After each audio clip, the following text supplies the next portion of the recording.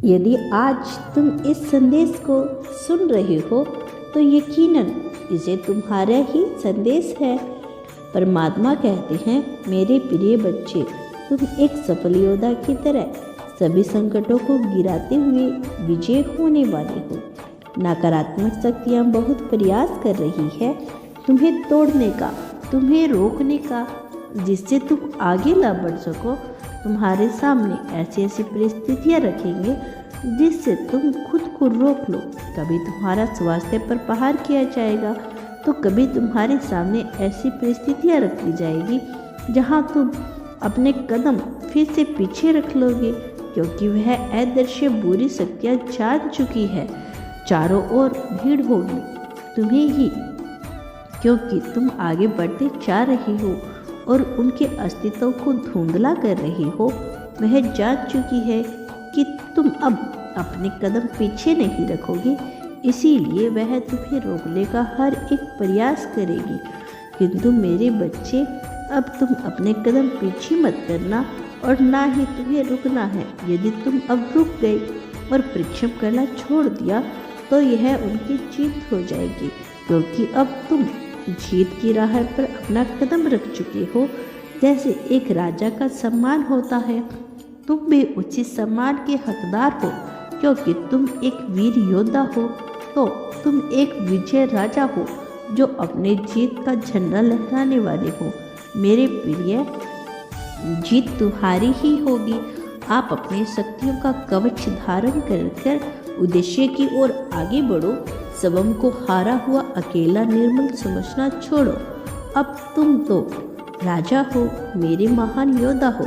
चाहे 1000 कष्ट तुम्हें सहने पड़े, परंतु तुम्हें अपनी प्रजा की रक्षा करनी होगी।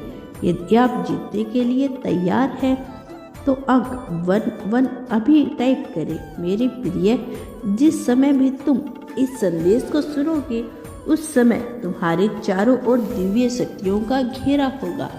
तुम प्रसन्नता को अनुभव कर रहे होंगे, क्योंकि अब प्रसन्नता तुम्हारे कदमों में होगी और सफलता तुम्हारे मस्तिष्क पर अभी से विराजमान हो रही है। यदि आपको अपने ईश्वर पर विश्वास है तो इस दिव्य संदेश को अभी लाइक करें। मेरे बच्चे, क्या तुम्हें शुभ संकेत प्राप्त नहीं हो रहे?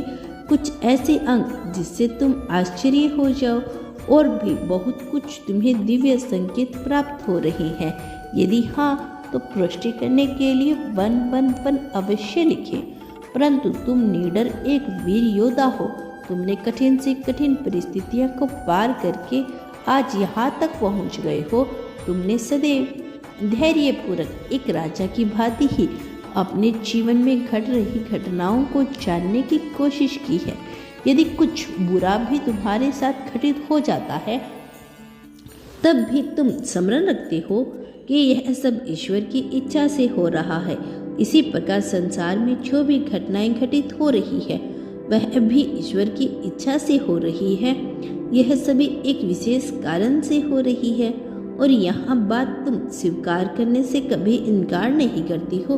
यदि आप सही स्थिति, सही मार्गदर्शन चाहते हो तो अंक 369 लिखकर चैनल को सब्सक्राइब कर ले, साथ ही वीडियो को लाइक करें। मिलते हैं आपसे नेक्स्ट वीडियो में। तब तक के लिए आप खुश रहिए और अपना ख्याल रखें। धन्यवाद।